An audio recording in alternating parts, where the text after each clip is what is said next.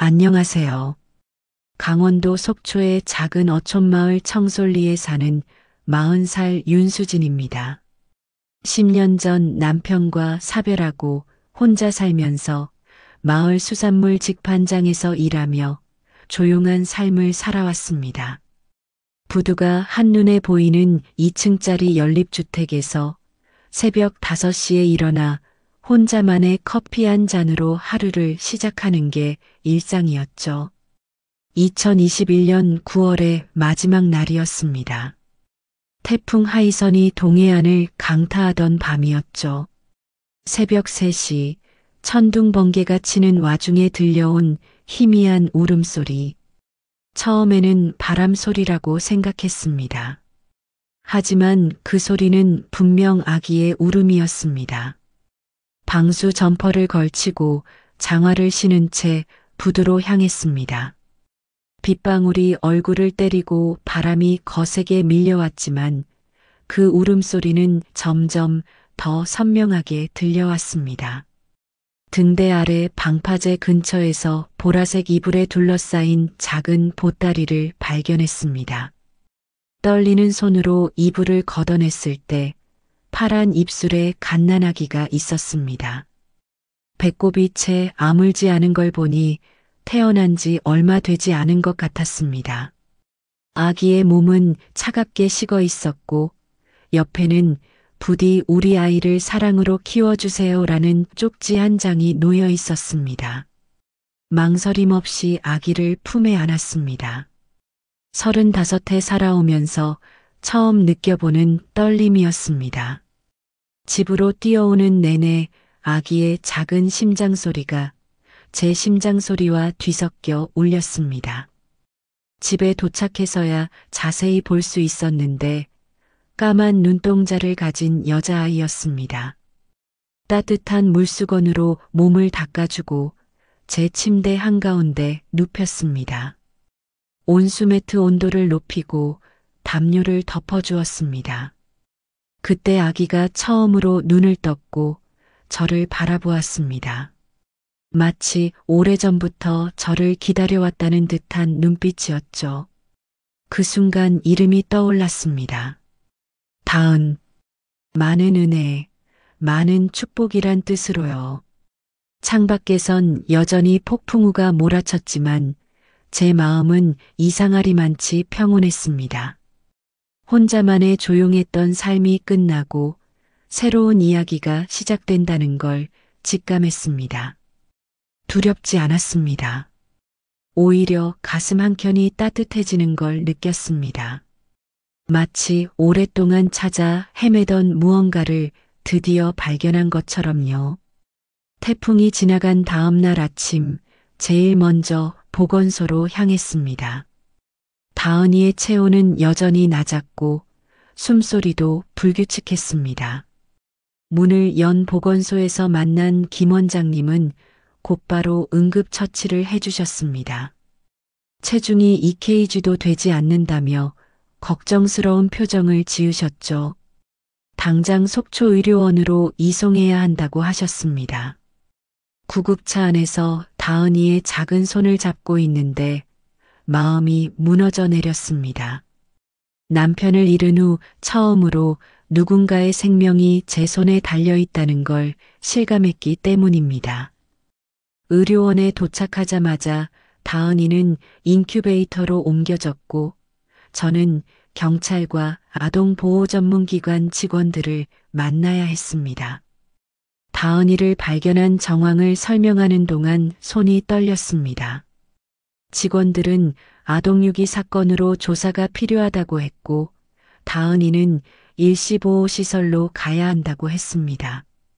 그 순간 제 입에서 나온 말이 저조차도 놀라게 했습니다. 제가 키우겠습니다. 계획에 없던 말이었지만 마음은 이미 굳게 정해져 있었나 봅니다. 그날부터 제 생활은 완전히 바뀌었습니다. 아침 일찍 직판장에서 일하고 점심시간이면 병원으로 달려가 다은이의 젖병을 물렸습니다.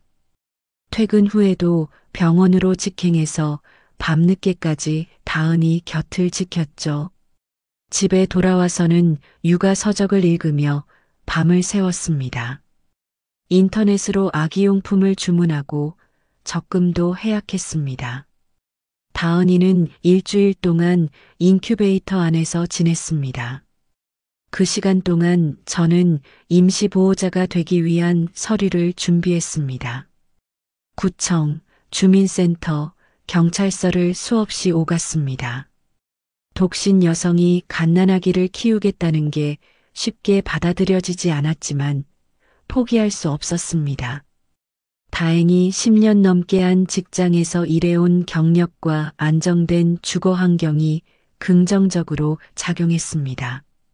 열흘째 되던 날 드디어 다은이가 퇴원했습니다. 체중도 늘고 피부색도 많이 좋아졌습니다. 작은 제 방에는 아기 침대와 기저귀 가리대를 들였고 소독기와 젖병도 준비했습니다. 창가에는 노란색 커튼을 달아 밝은 분위기를 만들었죠. 그날 저녁 다은이를 제 침대 위에 눕히고 오랫동안 바라봤습니다. 보름달처럼 동그란 얼굴, 오늘 처음 보여준 보조개, 아직은 불안정한 숨소리까지 모든 것이 소중했습니다. 문득 남편이 생각났습니다. 지금 하늘에서 우리를 지켜보고 있다면 틀림없이 이 선택을 응원해 줄 거라고 믿었습니다. 다은이와 함께하는 시간이 늘어갈수록 제 하루하루는 새로움으로 가득했습니다. 매일 새벽 4시 다은이의 울음소리에 눈을 뜹니다. 젖병을 데우는 동안 창밖으로 보이는 바다는 아직 깜깜하고 부두의 등대만이 고요히 깜빡입니다. 다은이에게 젖병을 물리면서 밤바다를 바라보는 이 시간이 특별히 좋습니다. 육아와 일을 병행하기 위해 직판장 일정을 조정했습니다. 다행히 20년 넘게 알고 지내던 사장님이 저를 배려해 주셨습니다. 새벽 5시부터 오후 2시까지로 근무 시간을 옮겼고 점심시간도 자유롭게 쓸 수 있게 해주셨죠. 덕분에 다은이의 낮잠 시간에 맞춰 수유도 할 수 있었습니다. 하지만 늘어나는 양육비를 감당하기는 쉽지 않았습니다. 기저귀값, 분유값, 병원비. 예상했던 것보다 지출이 컸습니다. 결국 저녁에는 수산물 납품 일을 시작했습니다. 다은이가 잠든 후 횟집 대여섯 곳을 돌며 신선한 생선을 납품했죠. 육체적으로는 힘들었지만 다은이를 위해서라면 무엇이든 할 수 있다는 마음이었습니다. 다은이는 하루가 다르게 자라났습니다. 태어났을 때 2kg도 안 되던 몸무게가 어느새 4kg를 넘었고 창백했던 얼굴은 복숭아처럼 발그레해졌습니다. 울음소리도 달라졌어요. 배고플 때와 기저귀가 불편할 때의 울음이 다르다는 걸 알게 되었고 점점 다은이의 작은 신호들을 읽을 수 있게 되었습니다. 특히 다은이가 처음 웃음을 보였던 날은 잊을 수가 없습니다. 수유를 마치고 트림을 시키는데 갑자기 방긋 웃더니 보조개가 깊게 패였습니다. 그 순간 남편과 닮았다는 생각이 들어 가슴이 찡했습니다. 비록 피는 섞이지 않았지만 다은이는 분명 제게 보내진 특별한 선물이라고 느꼈습니다. 매주 보건소에서 정기검진을 받으며 건강하게 자라는 다은이를 지켜보는 것도 큰 기쁨이었습니다. 키와 몸무게를 재고 예방접종을 마치면서 조금씩 발전하는 아기의 모습에 가슴이 벅차올랐습니다. 김 원장님은 다은이가 고개를 가누는 것도 빨랐고 손발을 움직이는 것도 활발하다며 칭찬해 주셨습니다. 밤이면 다은이의 작은 침대 옆에 앉아 동화책을 읽어주었습니다. 아직 말귀를 알아들을 나이는 아니었지만 제 목소리에 귀 기울이는 다은이의 모습이 사랑스러웠습니다. 책장을 넘길 때마다 반짝이는 눈동자를 보며 이 아이에게 더 넓은 세상을 보여주고 싶다는 욕심이 생겼습니다. 100일이 되어갈 무렵 저는 더 큰 결심을 하게 됐습니다. 임시보호자 신분으로는 다은이의 미래를 완전히 보장해 줄 수 없다는 생각이 들었기 때문입니다. 다은이가 제 딸로 살아갈 수 있도록 입양이라는 새로운 도전을 시작하기로 했습니다. 입양을 결심하고 처음 방문한 구청에서 담당 공무원의 표정은 그리 밝지 않았습니다. 미혼이 아닌 싱글 여성이라 다행이라고 하면서도 나이와 경제력 등을 이유로 난색을 표했습니다. 하지만 저는 단호했습니다. 다은이는 제 아이입니다. 태어난 순간부터 제 아이였어요. 입양 절차는 생각보다 복잡했습니다. 우선 예비 양부모 교육을 받아야 했습니다. 매주 토요일마다 강릉에서 열리는 교육을 들으러 다녔습니다. 다은이를 직판장 사장님 댁에 맡기고 가는 길은 늘 마음이 무거웠지만 다은이의 미래를 위해 꼭 필요한 과정이라고 생각했습니다. 가정조사도 시작됐습니다. 한 달에 2번씩 사회복지사가 불시에 방문했습니다. 냉장고 속 음식부터 다은이의 장난감, 제 통장 잔고까지 꼼꼼히 살폈죠. 특히 제가 밤늦게까지 일하는 것에 대해 우려를 표했습니다.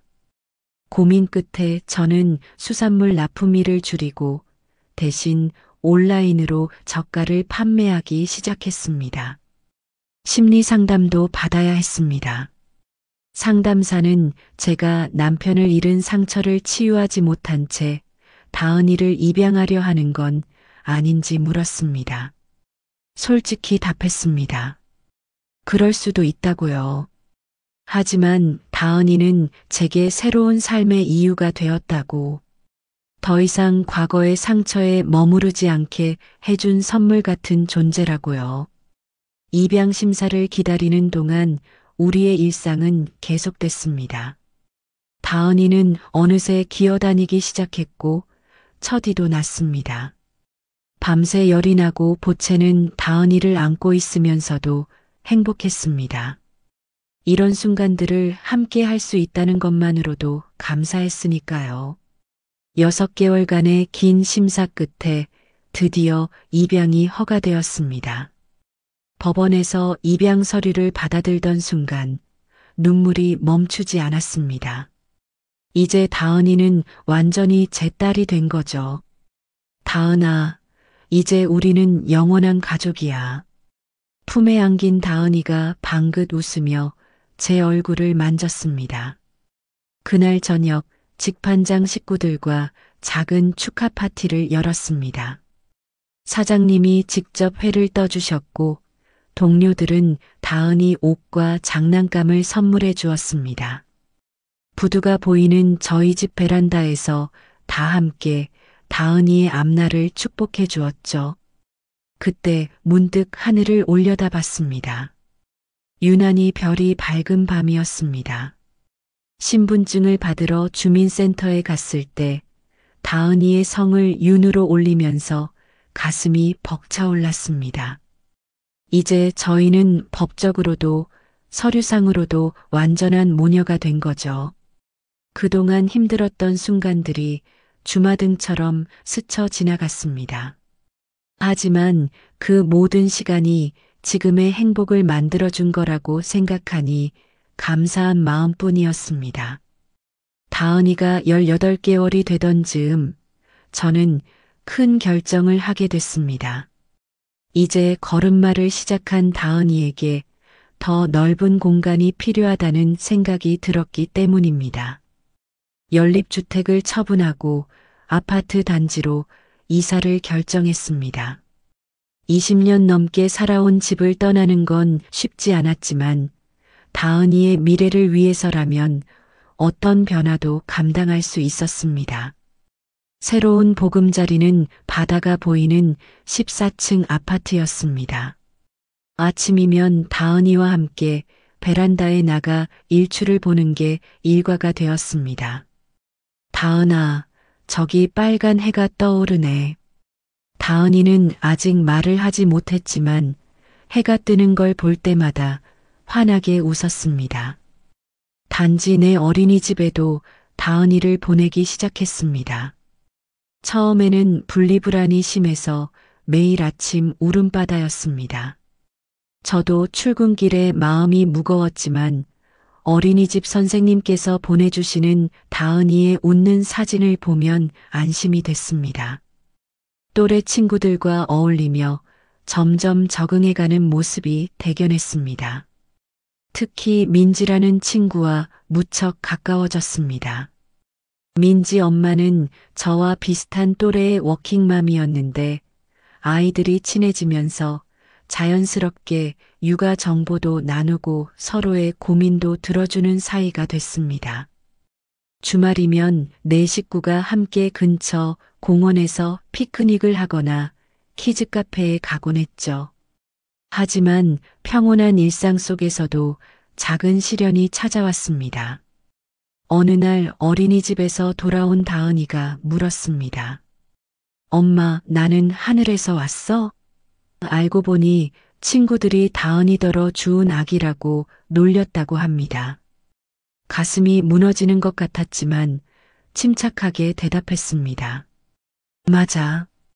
다은이는 하늘이 엄마한테 보내준 특별한 선물이야. 세상에서 제일 소중한 우리 다은이. 그날 이후 저는 다은이에게 입양 이야기를 자연스럽게 들려주기 시작했습니다. 폭풍 우 치던 밤에 만난 이야기, 처음 웃음 지었던 날의 이야기, 우리가 가족이 되기까지의 이야기를 동화처럼 들려주었더니 다은이는 오히려 자신의 이야기를 자랑스러워했습니다. 매주 토요일 아침이면 다은이와 함께 바닷가를 거닙니다. 처음 다은이를 만났던 등대 아래를 지날 때면 그날의 기억이 선명하게 떠오릅니다. 때로는 다은이의 친부모님을 생각합니다. 어떤 사연이 있었는지, 지금은 잘 지내시는지. 하지만 이내 마음을 다잡습니다. 그분들 덕분에 저와 다은이가 만날 수 있었으니까요. 요즘 다은이는 말을 배우기 시작했습니다. 엄마라는 첫 마디를 시작으로 하루가 다르게 새로운 단어들을 익혀갑니다. 특히 사랑해라는 말을 배운 뒤로는 하루에도 수십 번씩 말하곤 합니다. 그럴 때마다 저도 나도 사랑해, 우리 다은아라고 대답하며 꼭 안아줍니다. 이제 다은이를 처음 만난 지 2년이 다 되어 갑니다. 그동안 우리는 많은 것이 달라졌습니다. 하지만 변함없는 게 하나 있다면 우리가 서로에게 가장 소중한 선물이라는 사실입니다. 앞으로도 우리는 함께 성장해 갈 것입니다. 때로는 힘들고 어려운 순간이 찾아올지도 모르지만 서로를 향한 사랑만큼은 영원할 것이라고 믿습니다. 어느덧 다은이가 3살이 되었습니다. 아침이면 제 화장할 때 옆에 앉아 흉내를 내고 요리할 때면 작은 의자를 끌고 와 구경하는 재롱둥이가 되었습니다. 엄마 닮고 싶어? 라는 말을 입에 달고 살더니 제 구두를 신고 뒤뚱거리며 걷는 모습이 그렇게 사랑스러울 수가 없습니다. 어린이집에서는 그림 그리기를 특히 좋아한다고 합니다. 매일 가방에서 꺼내오는 그림에는 항상 2사람이 있습니다. 하늘색 원피스를 입은 큰 사람과 분홍색 원피스를 입은 작은 사람. 선생님이 물으면 우리 엄마랑 나예요. 라고 자랑스럽게 말한다고 하네요. 올해부터는 직판장 일에 변화를 주었습니다. 사장님의 제안으로 온라인 쇼핑몰을 시작했는데 덕분에 늦은 시간 일하지 않고도 수입을 늘릴 수 있게 되었습니다. 퇴근 후에는 다은이와 함께 보내는 시간이 많아졌고 주말에는 수영장도 다니기 시작했습니다. 얼마 전에는 다은이가 처음으로 자신의 꿈에 대해 이야기했습니다. 나중에 커서 엄마처럼 아픈 아기들 도와주는 사람이 될 거야. 그 말을 들으며 눈물이 났습니다. 제가 다은이를 도왔다고 생각했는데 어느새 다은이가 그 사랑을 다른 이들에게도 나누고 싶어 하는 걸 보니 가슴이 벅차올랐습니다. 내년이면 다은이가 유치원에 입학합니다. 벌써부터 책가방을 고르고 준비물을 살펴보는 재미에 푹 빠져 있습니다. 저는 다은이의 이런 설렘과 함께 작은 걱정도 있습니다. 더 큰 세상에서 다은이가 겪을지 모르는 어려움들 때문이죠. 하지만 믿습니다. 우리 다은이가 충분히 강하고 사랑스러운 아이로 자랐다는 걸. 얼마 전 다은이와 함께 앨범을 보다가 처음 만났던 날의 사진을 발견했습니다. 까마득한 옛날 같지만 고작 3년 전의 일입니다. 파란 입술로 힘겹게 숨쉬던 그 작은 생명이 이제는 저보다 더 밝은 웃음을 가진 사람이 되었습니다. 가끔 사람들이 묻습니다. 혼자 아이를 키우는 게 힘들지 않냐고. 물론 힘든 순간도 많습니다. 하지만 다은이는 제게 단순한 딸이 아닙니다. 제가 다시 삶의 의미를 찾게 해준 선물이자 매일 아침 일어나는 이유이고 더 나은 사람이 되고 싶게 만드는 원동력입니다. 우리는 이제 새로운 꿈을 꿉니다. 다은이가 초등학교에 입학하면 제주도로 여행을 가기로 했고 다은이가 원하는 취미 활동도 하나씩 시작해 보려 합니다. 작은 텃밭을 가꾸는 것도 우리의 계획 중 하나입니다. 베란다에 방울토마토를 심어보겠다는 다은이의 제안에 저도 설렙니다. 그날 밤 폭풍우가 몰고 온 작은 인연이 이제는 제 삶의 전부가 되었습니다. 앞으로도 우리는 함께 성장해 갈 것입니다. 다은이의 첫 입학식, 첫 방학, 첫사랑. 그 모든 순간들을 함께하며 서로에게 더 큰 사랑과 희망이 되어줄 것입니다. 우리의 이야기는 이제 겨우 시작입니다.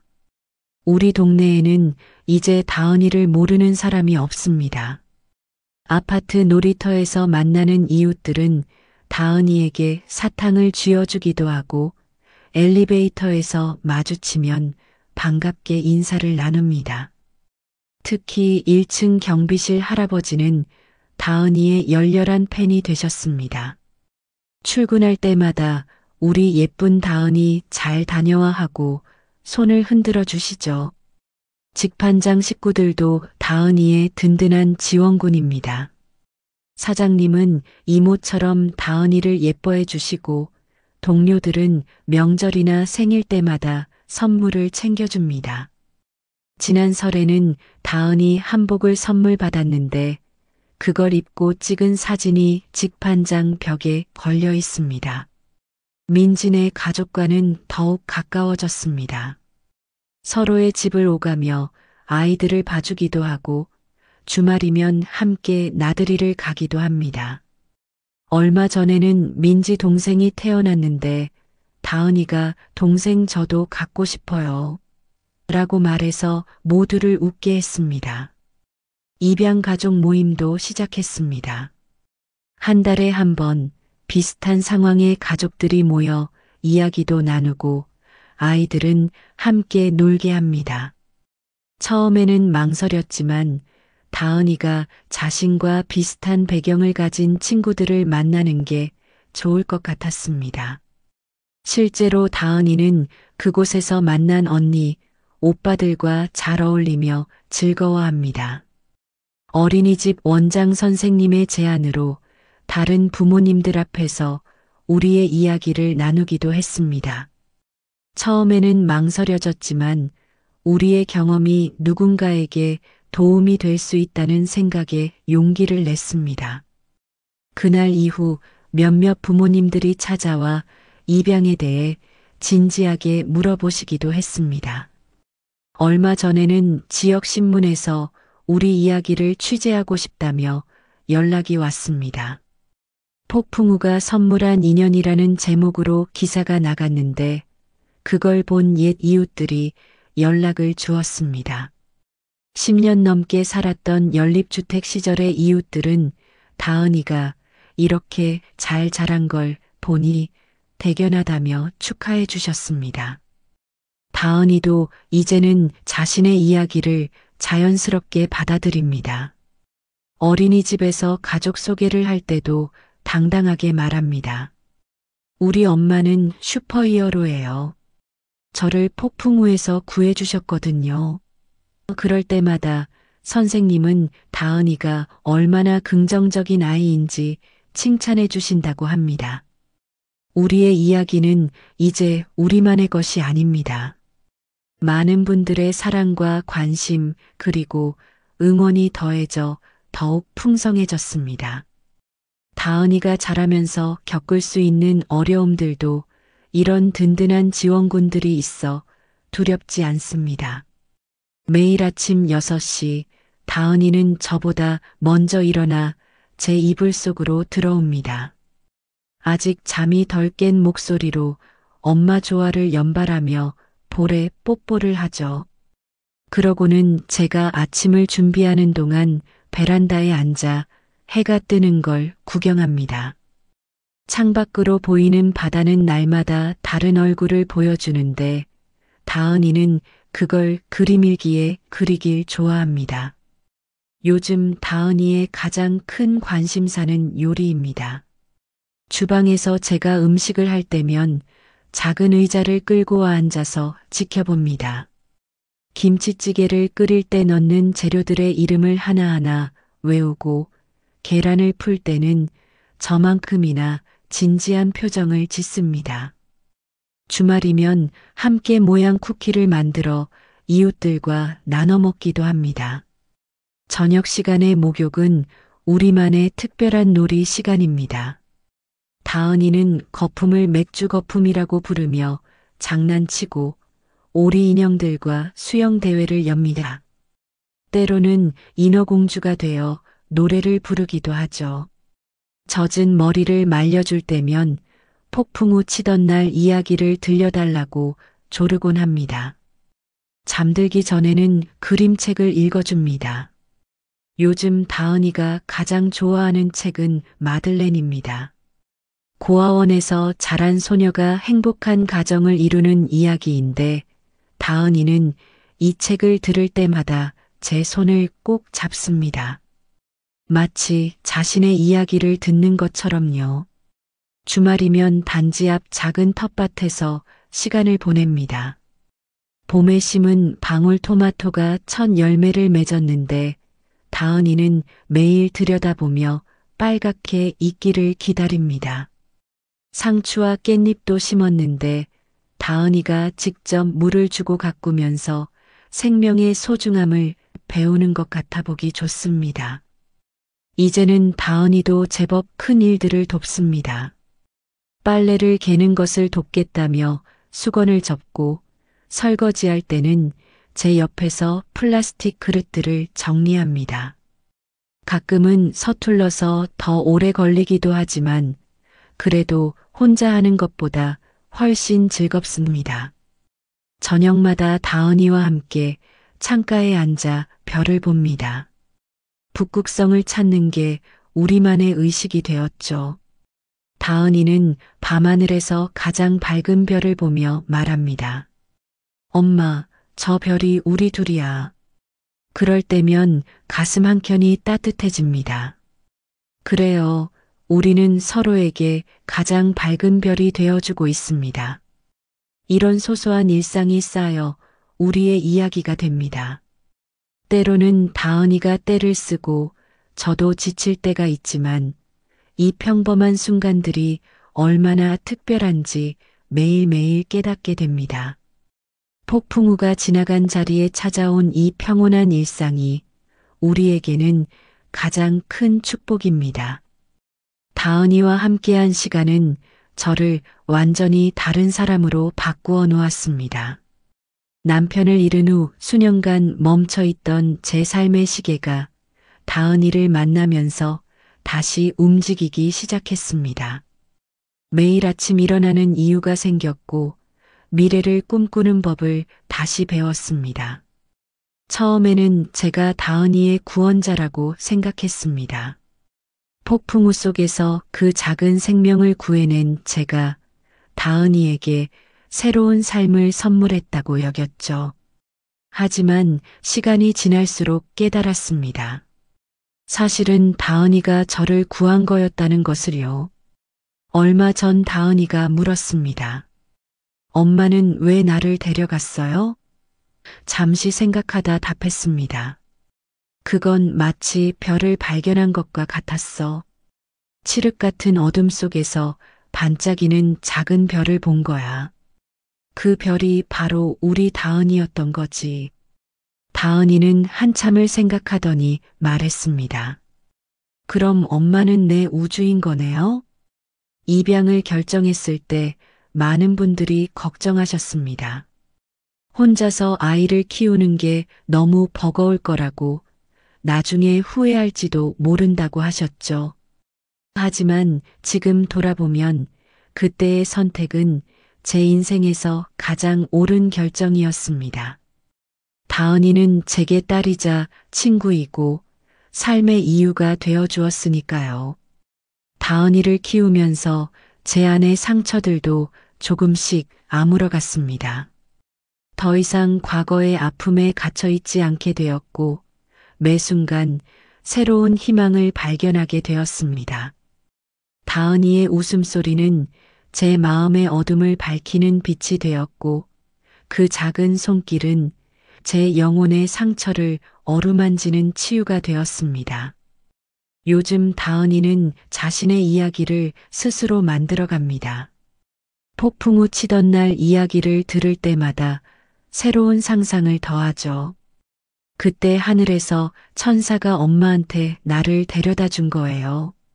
아니면 용감한 엄마가 바다의 보물을 찾은 거예요. 그럴 때마다 저는 생각합니다. 우리의 만남은 정말 기적이었구나. 다은이는 저에게 가장 큰 스승이 되어 주었습니다. 무조건적인 사랑이 무엇인지, 진정한 행복이 무엇인지 가르쳐 주었죠.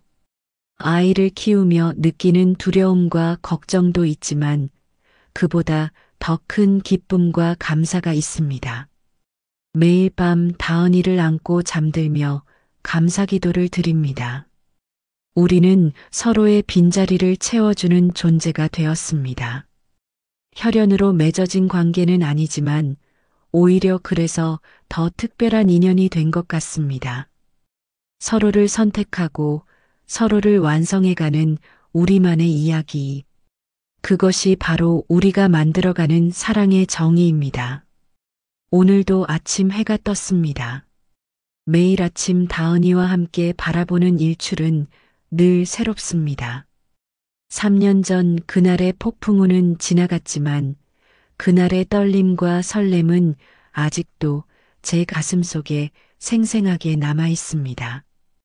다은이는 이제 곧 유치원에 입학합니다. 어제는 처음으로 유치원 교복을 입어보았는데 거울 앞에서 한참을 서 있더군요. 엄마, 나 이제 정말 큰 애 같죠? 그 모습을 보며 문득 시간이 참 빠르다는 생각이 들었습니다. 작은 보따리였던 아기가 어느새 이렇게 자라 제 앞에서 환하게 웃고 있습니다. 얼마 전 다은이의 입학을 준비하며 서류를 정리하다가 그날의 쪽지를 다시 보게 되었습니다. 부디 우리 아이를 사랑으로 키워주세요. 이제는 바래진 그 글씨를 보며 다은이의 친부모님께 말씀드리고 싶습니다. 걱정하지 마세요. 다은이는 세상에서 가장 행복한 아이로 자라고 있다고. 그리고 저 또한 다은이로 인해 세상에서 가장 행복한 엄마가 되었다고 우리의 가족이 된다는 것은 피보다 진한 선택의 의미를 담고 있습니다. 매일 아침 눈을 뜰 때마다 서로를 선택하고 하루하루를 살아가며 서로를 이해하고 사랑하는 법을 배웁니다. 다은이는 제게 새로운 삶을 선물했고 저는 다은이에게 영원한 사랑을 약속했습니다. 앞으로도 우리에겐 많은 이야기가 기다리고 있을 것입니다. 다은이의 첫 학교 생활, 친구들과의 만남, 꿈을 향한 첫걸음. 그 모든 순간을 함께하며 새로운 추억을 만들어갈 것입니다. 때로는 힘들고 어려운 순간도 있겠지만 우리는 이미 알고 있습니다. 서로가 있기에 어떤 폭풍우도 이겨낼 수 있다는 것을. 다은이가 커서 자신의 길을 찾아갈 때 저는 그저 등대처럼 묵묵히 그 자리를 지키고 있을 것입니다. 그날 밤 폭풍우 속에서 다은이를 발견했던 그 등대처럼 우리 다은이가 어떤 선택을 하든 항상 돌아올 수 있는 안식처가 되어주고 싶습니다. 우리의 이야기는 아직 시작에 불과합니다. 하지만 한 가지 확실한 것은 그날 폭풍우가 우리에게 선물한 이 인연이 영원할 것이라는 사실입니다. 우리는 서로의 별이 되어 각자의 밤하늘을 밝히며 함께 성장해 갈 것입니다. 이제 저는 더 이상 혼자가 아닙니다. 다은이도 마찬가지고요. 우리는 서로에게 가장 완벽한 가족이 되었습니다. 이것이 바로 폭풍우가 가져다 준 기적, 우리들만의 특별한 이야기입니다. 다음은 이마진님의 사연입니다. 안녕하세요. 제주시 노영동에서 작은 음악학원을 운영하는 이마진입니다. 베를린 필하모닉 오케스트라의 첼리스트가 되는 것이 꿈이었던 저는 3년 전 독일 유학 중 겪은 교통사고로 무대 공포증을 얻었습니다. 더 이상 많은 사람들 앞에서 연주를 할 수 없게 된 저는 고향 제주로 돌아와 아이들에게 첼로를 가르치며 조용히 지내고 있었습니다. 그날도 평범한 봄날이었습니다. 노란 유채꽃이 만발한 4월의 오후 마지막 레슨을 마치고 학원 정리를 하고 있을 때였습니다. 현악기 특유의 울림을 보존하기 위해 습도를 맞추고 창문을 닫는 일상적인 마무리 작업을 하던 중이었죠. 그때 문득 뒤를 돌아보니 창가에 한 아이가 서 있었습니다. 13살 정도로 보이는 마른 체구의 여자아이였습니다. 까만 생머리가 어깨까지 내려오고 교복 차림이었지만 어쩐지 많이 지쳐 보였습니다. 아이는 말없이 제 첼로를 바라보고만 있었습니다. 안녕하세요? 제가 말을 걸었지만 아이는 대답하지 않았습니다. 그저 첼로를 바라보던 아이의 눈빛이 아직도 선명합니다. 마치 오랫동안 찾아 헤매던 무언가를 발견한 듯한 그런 반짝이는 눈빛이었습니다. 저는 직감적으로 첼로를 집어들었습니다. 바흐의 무반주 첼로 모음곡 1번, 제가 가장 좋아하는 프렐류드를 연주하기 시작했죠. 첫 음이 울리자마자 아이의 표정이 변했습니다. 굳어있던 얼굴이 조금씩 풀어지더니 어느새 눈을 감고 음악에 몰입하는 모습이었습니다. 6분 남짓한 연주가 끝나고 눈을 떴을 때 아이의 뺨에는 눈물이 흐르고 있었습니다.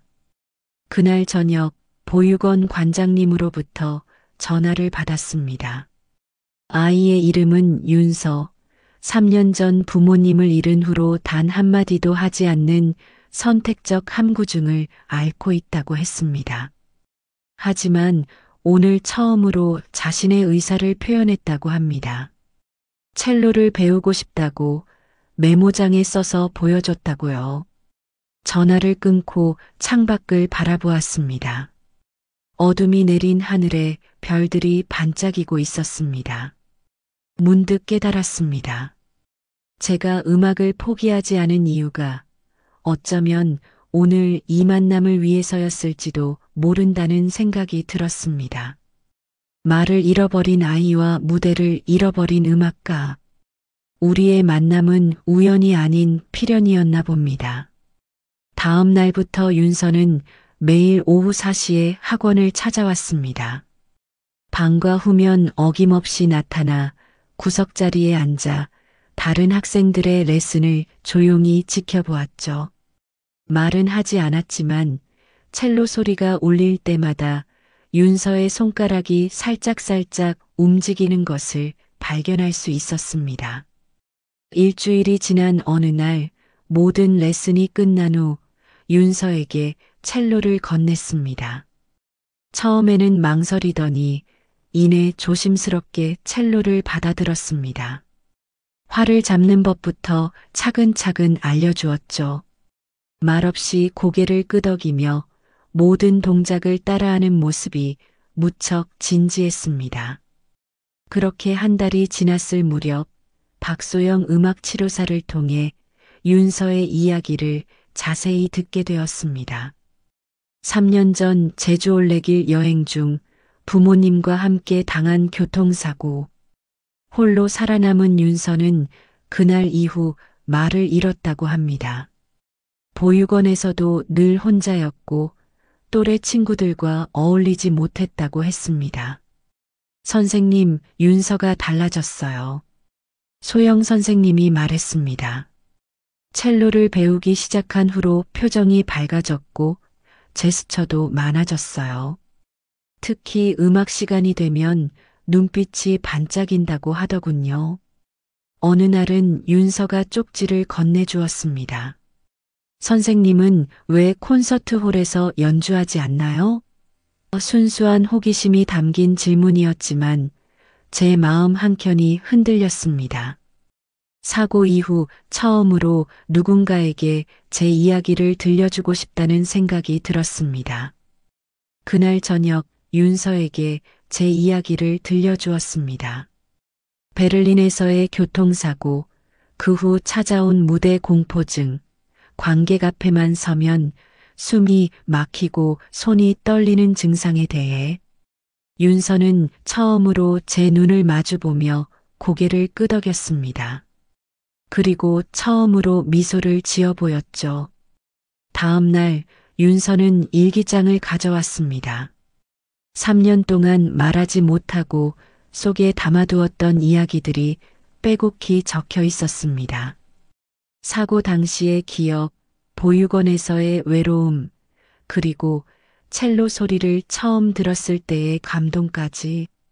저는 그 일기를 읽으며 깨달았습니다. 우리는 서로의 침묵을 이해할 수 있는 유일한 사람이 된 것 같았습니다. 윤서의 첼로 실력은 놀랍도록 빨리 늘어갔습니다. 말을 하지 않는 대신 모든 감정을 음악에 쏟아붓는 듯 했죠.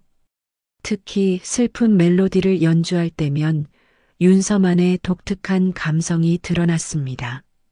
마치 오랫동안 가슴속에 묻어두었던 이야기를 첼로로 들려주는 것 같았습니다.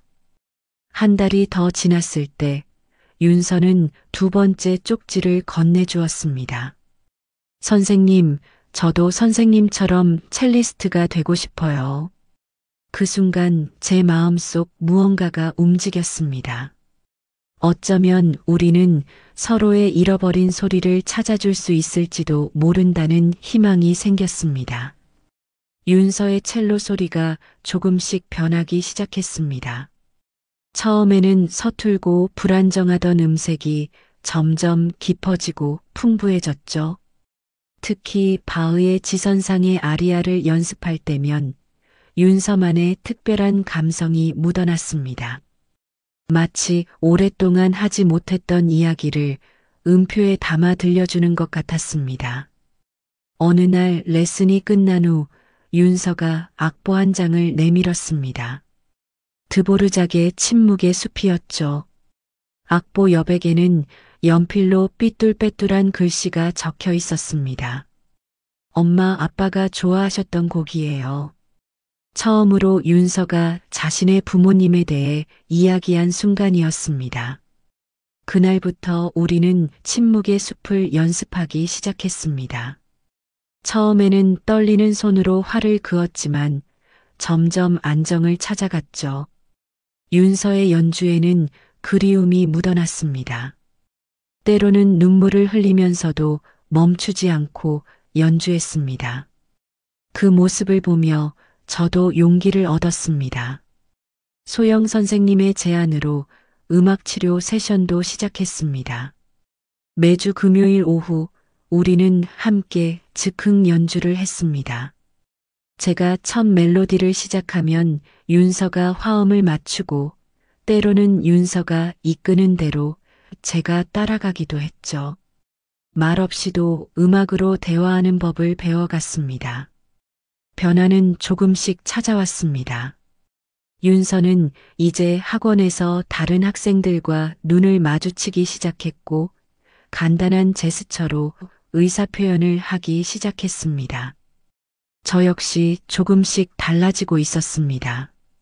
윤서와 함께 연주할 때만큼은 무대 공포증도 잊을 수 있었으니까요. 한 달이 지났을 무렵 윤서가 새로운 쪽지를 건네주었습니다. 선생님과 저 함께 연주회를 열면 어떨까요? 순간 가슴이 덜컥 내려앉았습니다. 하지만 윤서의 반짝이는 눈빛을 보니 거절할 수 없었습니다. 우리는 작은 목표를 세웠습니다. 먼저 빈 교실에서 연주하기, 그 다음은 보육원 친구들 앞에서 연주하기, 한 걸음씩 나아가기로 했죠. 윤서는 제 옆에서 묵묵히 함께 연습했고, 저는 윤서의 첼로 소리에 의지하며 조금씩 두려움을 이겨냈습니다. 어느 날 연습을 마치고 집으로 돌아가려는 윤서를 배웅하다가 문득 깨달았습니다. 제가 윤서를 가르치는 게 아니라 우리가 서로를 치유하고 있다는 것을요. 첼로라는 악기를 통해 우리는 서로의 상처를 어루만지고 잃어버린 소리를 함께 찾아가고 있었습니다. 밤하늘의 별을 보며 생각했습니다. 이제는 윤서가 제게 단순한 제자가 아닌 특별한 인연으로 다가오고 있다는 것을, 그리고 이 인연이 우리 두 사람의 인생을 어떻게 바꾸어 놓을지 기대 반 설렘 반으로 기다려지기 시작했습니다. 음악치료사 소영 선생님께서 특별한 제안을 하셨습니다.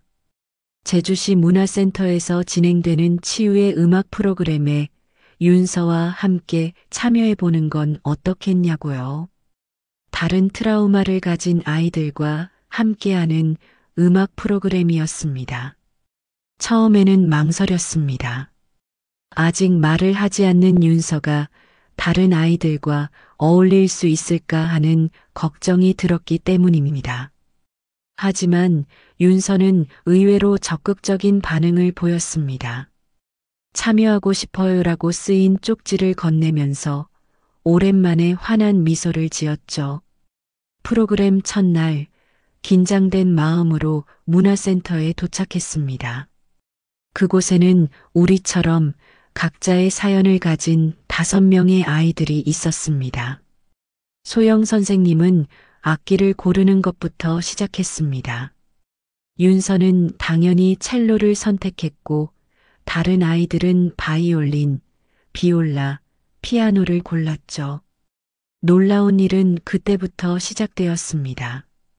윤서는 말은 하지 않았지만 첼로로 자신의 감정을 완벽하게 표현했습니다.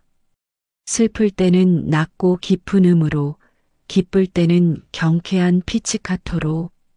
다른 아이들도 점점 윤서의 연주에 맞춰 자신들의 악기를 연주하기 시작했습니다.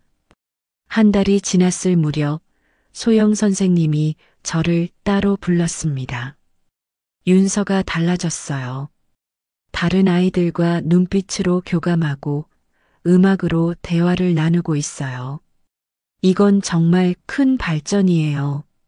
그러면서 제안을 하나 하셨습니다. 아이들과 함께 작은 실내악 공연을 준비해 보는 건 어떻겠냐고요. 그 제안은 저에게도 큰 도전이었습니다. 무대 공포증이 여전했지만 윤서와 다른 아이들을 위해서라면 도전해 볼 만하다는 생각이 들었습니다. 우리는 모차르트의 아이네 클라인의 나우트 무지크를 선곡했습니다. 아이들의 수준에 맞게 편곡된 버전이었죠. 연습 과정은 순탄치만은 않았습니다. 때로는 제가 무대 공포증으로 떨기도 하고 윤서도 사람들 앞에서 연주하는 것에 두려움을 느꼈습니다. 하지만 우리는 서로를 바라보며 용기를 냈습니다. 제가 떨릴 때면 윤서가 먼저 첼로를 잡았고 윤서가 불안해할 때면 제가 먼저 연주를 시작했죠. 그러던 어느 날 연습 중에 기적 같은 일이 일어났습니다. 윤서가 처음으로 소리를 냈습니다. 더, 비록 한 음절이었지만 분명한 목소리였습니다. 모두가 놀라서 윤서를 바라보았고 윤서는 수줍게 고개를 숙였습니다. 그 순간 저는 깨달았습니다. 음악은 단순한 소리가 아닌 우리의 마음을 열어주는 열쇠라는 것을요. 그날 밤 집으로 돌아가는 길에 윤서가 제 손을 꼭 잡았습니다. 따뜻한 온기가 전해져 왔습니다. 말로 표현하지 않아도 우리는 서로가 얼마나 특별한 존재가 되어가고 있는지 알 수 있었습니다. 제주의 밤바다를 바라보며 생각했습니다.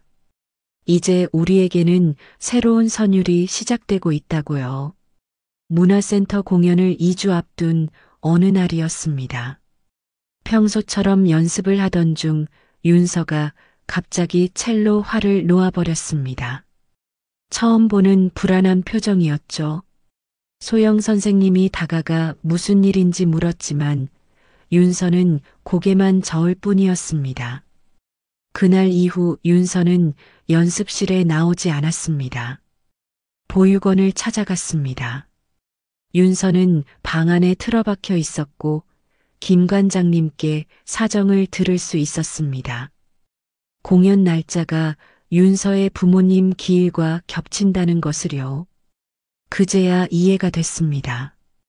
윤서에게 그날은 너무나 큰 의미가 있는 날이었던 거죠. 방문 앞에서 오래 망설였습니다. 그러다 문득 생각이 났습니다. 첼로를 가져오지 않은 것이 후회됐죠. 대신 흥얼거리기 시작했습니다. 윤서가 그토록 좋아하던 침묵의 숲을 낮은 목소리로 허밍했습니다. 잠시 후 방문 너머에서도 희미한 허밍 소리가 들려왔습니다. 문이 살짝 열렸습니다. 윤서의 눈가에는 눈물이 가득했지만 입가에는 희미한 미소가 있었습니다. 쪽지를 건네주었죠. 부모님이 돌아가신 후로 계속 도망쳤어요. 하지만 이제는 도망가고 싶지 않아요. 부모님도 제가 연주하는 걸 보고 싶어 하실 것 같아요. 그날 밤 우리는 오랫동안 이야기를 나눴습니다. 물론 윤서는 여전히 쪽지로 대화했지만 그 어느 때보다 많은 이야기를 했습니다. 부모님과의 추억, 사고 당시의 기억, 그리고 음악을 통해 다시 찾은 희망까지. 저도 제 이야기를 들려주었습니다. 베를린에서의 사고와 그 후의 두려움, 그리고 윤서를 만나 변화된 제 모습에 대해서요. 다음 날 윤서가 먼저 연습실로 찾아왔습니다. 이전과는 다른 모습이었죠. 더 단단해 보였고 눈빛에는 결심이 서려 있었습니다. 이번 공연은 부모님께 드리는 선물이에요라는 쪽지와 함께 처음으로 제게 포옹을 해왔습니다. 연습은 새로운 의미를 가지게 되었습니다. 단순한 공연 준비가 아닌 우리 각자의 상처를 마주하고 극복하는 과정이 되었죠. 윤서의 첼로 소리에는 이전에 없던 깊이가 더해졌고 저 역시 조금씩 무대에 대한 두려움을 내려놓을 수 있었습니다. 어느 날 소영 선생님이 말씀하셨습니다.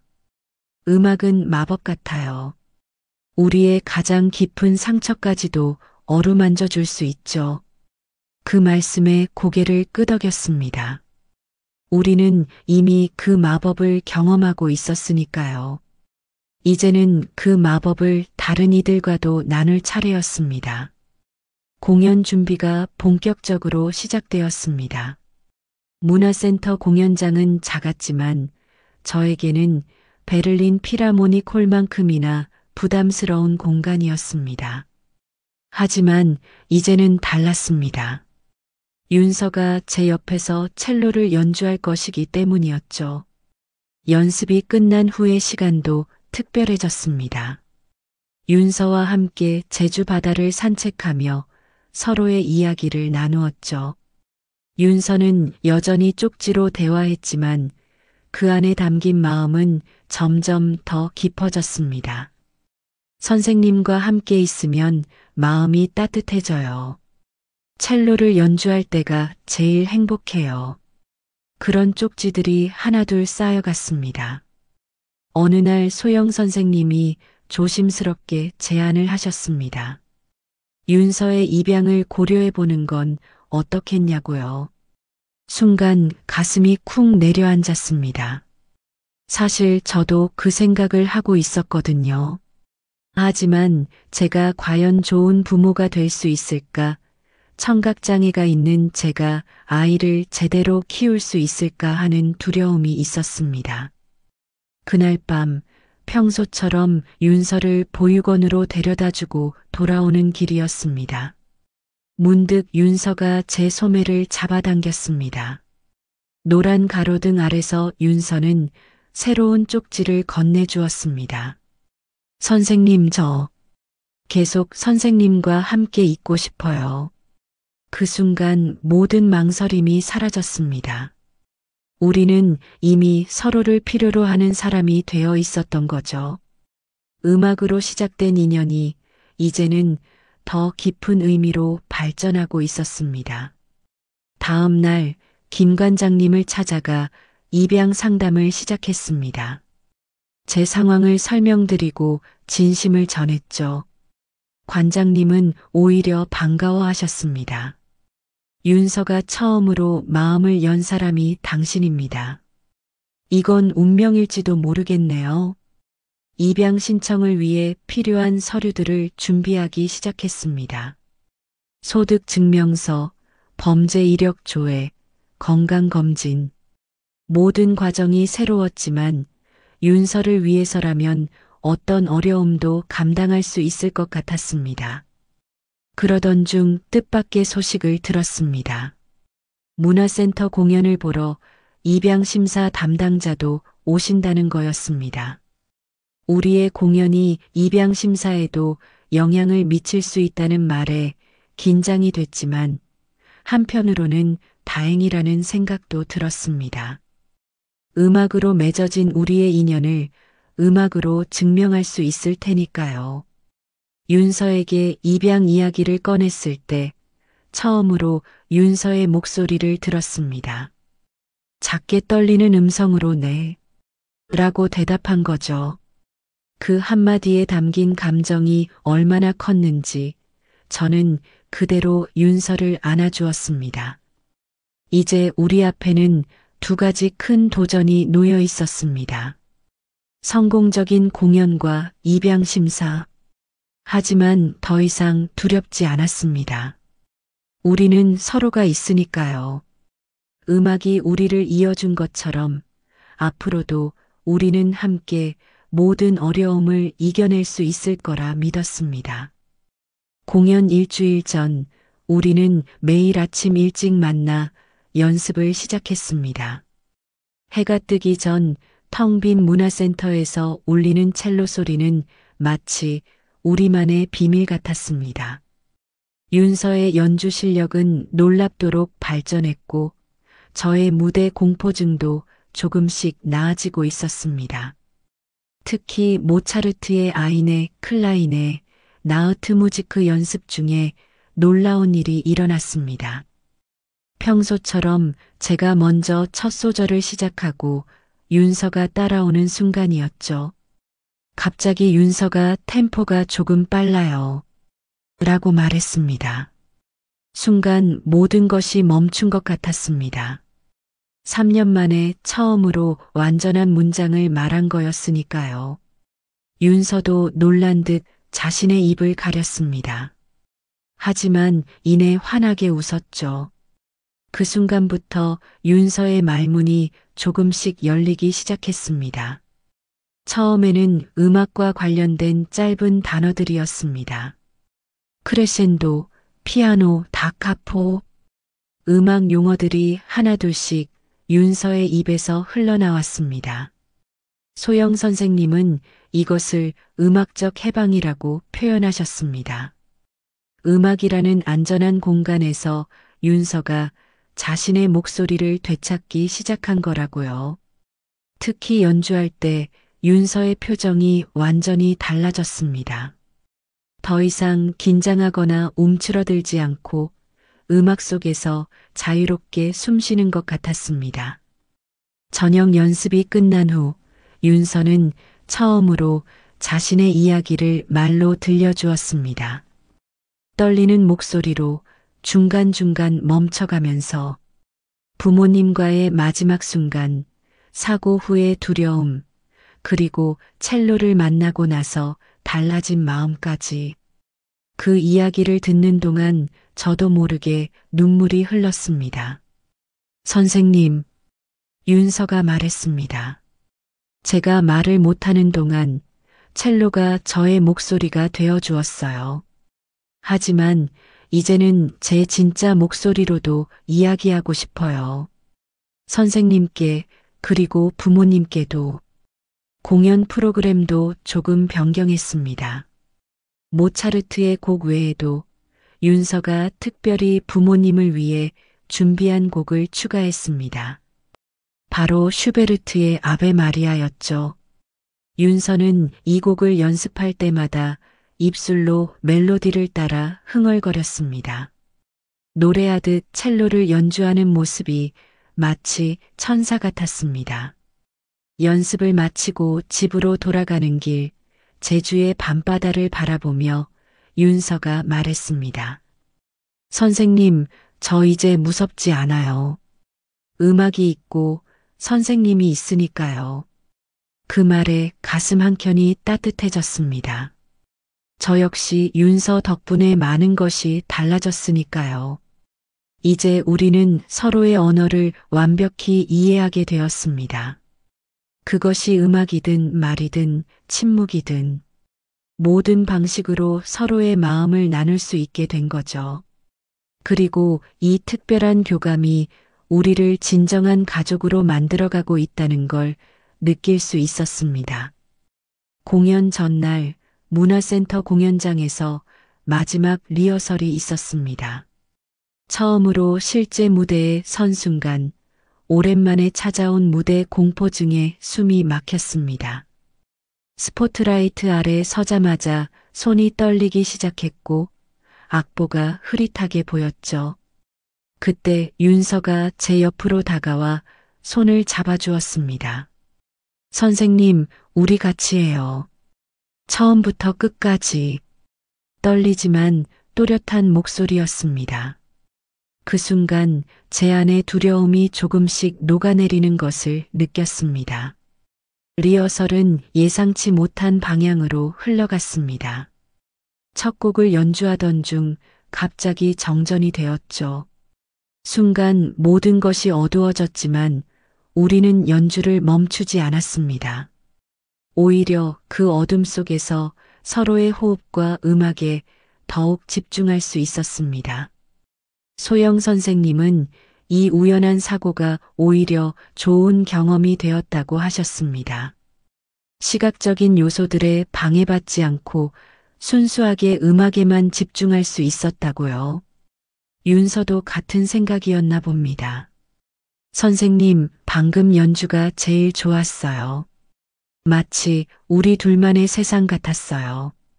저녁이 되자 긴장감이 더욱 고조되었습니다. 내일이면 입양 심사관들 앞에서 연주를 해야 한다는 생각에 마음이 무거워졌습니다. 하지만 윤서는 의외로 차분해 보였습니다. 오히려 저를 위로해 주었죠. 선생님이 제게 음악을 선물해 주셨어요. 이제는 제가 선생님께 용기를 선물할게요. 리허설을 마치고 돌아가는 길, 우리는 오랫동안 바닷가를 걸었습니다. 제주의 겨울바다는 차가웠지만 그 속에서도 봄의 기운이 느껴졌습니다. 윤서가 조개 껍데기를 주었습니다. 이것 봐요, 선생님. 겉은 거칠어도 안은 반짝반짝해요. 우리도 이제 반짝이기 시작한 것 같아요. 집으로 돌아와 첼로를 닦으며 생각했습니다. 내일의 공연은 단순한 연주회가 아닙니다. 우리의 새로운 시작을 알리는 의식이자 서로에 대한 약속이 될 것입니다. 윤서를 위해 그리고 우리의 미래를 위해 이 순간을 온전히 받아들이기로 했습니다. 잠들기 전 윤서에게서 문자가 왔습니다. 선생님, 내일은 우리가 처음 만난 날처럼 연주해요. 그때처럼 순수하게 그리고 용기 있게. 그 말에 미소가 지어졌습니다. 그렇습니다. 우리는 이미 가장 어려운 연주를 해냈습니다. 서로의 마음속에 갇혀있던 음악을 깨우는 연주를요. 공연 당일 아침, 제주의 하늘은 유난히 맑았습니다. 문화센터에 도착했을 때 이미 객석에는 많은 사람들이 자리 잡고 있었습니다. 보육원 아이들, 음악교실 학생들, 그리고 입양 심사관들까지. 분주한 준비 소리 속에서 윤서와 저는 조용히 눈빛을 교환했습니다. 무대 뒤 대기실에서 첼로를 튜닝하는데 윤서가 갑자기 제 손을 잡았습니다. 선생님, 저 긴장돼요. 처음으로 떨리는 목소리를 내는 윤서를 보며 웃음이 났습니다. 나도 그래. 하지만 우리에겐 비밀 무기가 있잖아. 윤서도 따라 웃었습니다. 우리의 비밀 무기는 바로 서로에 대한 믿음이었으니까요. 첫 곡은 모차르트였습니다. 무대에 올라 관객들을 마주하는 순간 익숙한 두려움이 밀려왔습니다. 하지만 윤서를 바라보았습니다. 제 옆에서 첼로를 안고 있는 모습이 그 어느 때보다 당당해 보였습니다. 우리는 서로에게 끄덕임으로 신호를 보냈습니다. 첫 음이 울리는 순간 모든 불안이 사라졌습니다. 윤서의 첼로 소리가 제 연주와 완벽하게 어우러졌습니다. 마치 오랫동안 함께 연주해온 듀오처럼 자연스러웠죠. 객석에서는 놀란 듯한 탄성이 새어나왔습니다. 두 번째 곡인 침묵의 숲에서는 특별한 일이 일어났습니다. 윤서가 연주하는 동안 작은 목소리로 노래를 흥얼거리기 시작한 거죠. 첼로 선율과 함께 흐르는 그 음성은 마치 천사의 목소리 같았습니다. 객석의 모든 사람들이 숨을 죽였습니다. 마지막 곡 아베 마리아를 시작하기 전 윤서가 마이크 앞으로 나섰습니다. 이 곡은 하늘에 계신 부모님께 드리는 선물입니다. 그리고 제게 새로운 희망을 주신 선생님께도 드리고 싶습니다. 떨리는 목소리였지만 그 어느 때보다 또렷했습니다. 연주가 시작되었습니다. 윤서의 첼로 소리에는 그동안의 모든 감정이 담겨 있었습니다. 슬픔, 그리움, 희망, 사랑. 저는 그저 윤서의 연주를 따라가며 화음을 맞추었을 뿐인데 어느새 우리의 음악은 하나가 되어 공연장을 가득 채웠습니다. 마지막 음이 끝나고 잠시 정적이 흘렀습니다. 그리고 갑자기 우레와 같은 박수 소리가 터져 나왔습니다. 앞줄에 앉아있던 입양 심사관들의 눈가가 촉촉히 젖어 있는 것이 보였습니다. 소영 선생님은 엄지손가락을 치켜들어 보이셨고 보육원 아이들은 환호성을 질렀습니다. 무대 인사를 하는 동안 윤서가 제 손을 꼭 잡았습니다. 그 따뜻한 온기 속에 모든 것이 담겨 있었습니다. 우리가 함께 이겨낸 시간들, 서로를 통해 찾은 희망, 그리고 앞으로 함께할 미래에 대한 기대까지. 이제 우리는 진정한 의미의 가족이 될 준비가 되었습니다. 공연이 끝난 지 한 달이 지났습니다. 오늘은 특별한 날입니다. 입양이 최종 승인된 날이자 윤서가 처음으로 우리 집으로 오는 날이기 때문입니다. 작은 원룸이었지만 윤서를 위해 특별히 꾸몄습니다. 창가에는 첼로 받침대를 두고 벽에는 우리의 첫 공연 사진을 걸어두었죠. 윤서가 들어서며 가장 먼저 한 말이 아직도 생생합니다. 이제 진짜 제 방이에요? 그 목소리에는 설렘과 기쁨이 가득했습니다. 이제는 더 이상 말하는 것을 어려워하지 않는 윤서를 보며 지난 시간이 꿈만 같았습니다. 저녁 식사 후 우리는 처음으로 가족 연주를 했습니다. 베란다 문을 활짝 열고 제주의 밤바다를 배경으로 첼로 선율을 울렸습니다. 이웃들이 베란다로 나와 박수를 쳐주셨고 누군가는 제주의 첼로 가족이라고 부르며 환하게 웃어주셨죠. 다음 주부터 윤서는 예술중학교에 다니게 됩니다. 음악 특기생으로 입학이 허가된 거죠. 학교 면접에서 윤서는 당당하게 말했다고 합니다. 제 꿈은 첼리스트가 되어서 저처럼 마음에 상처가 있는 사람들을 음악으로 치유해 주는 거예요. 저도 변화가 생겼습니다. 더 이상 무대 공포증에 시달리지 않게 되었고 작은 실내악 공연도 다시 시작했습니다. 다음 달에는 윤서와 함께 제주문화예술회관에서 듀오 공연을 할 예정입니다. 이제는 두렵지 않습니다. 윤서가 제 옆에 있으니까요. 오늘 밤 잠들기 전 윤서가 제게 물었습니다. 엄마, 우리 처음 만났을 때 기억나요? 처음으로 들어보는 엄마라는 말에 가슴이 벅차올랐습니다. 물론이지. 그날의 모든 순간을 기억해. 윤서가 활짝 웃으며 말했습니다. 저도요. 그날 첼로 소리가 제 마음을 두드렸어요. 마치 엄마가 절 부르는 것 같았어요. 창밖으로 보이는 밤하늘에는 별들이 가득합니다. 3년 전 폭풍 우 치던 밤, 말을 잃어버린 한 아이와 무대를 두려워하던 한 음악가가 만났습니다. 그리고 지금 우리는 서로의 가장 소중한 가족이 되어 있습니다. 음악은 우리에게 기적을 선물했습니다. 단순한 선율을 넘어 서로의 마음을 이어주는 다리가 되어 주었죠. 이제 우리는 새로운 곡을 시작합니다. 때로는 느리게, 때로는 빠르게. 하지만 언제나 함께 우리만의 특별한 하모니를 만들어갈 것입니다. 오늘도 우리 집에서는 2대의 첼로 소리가 울립니다. 그 소리는 이제 제주 바다를 건너 더 넓은 세상을 향해 퍼져나갈 준비를 하고 있습니다.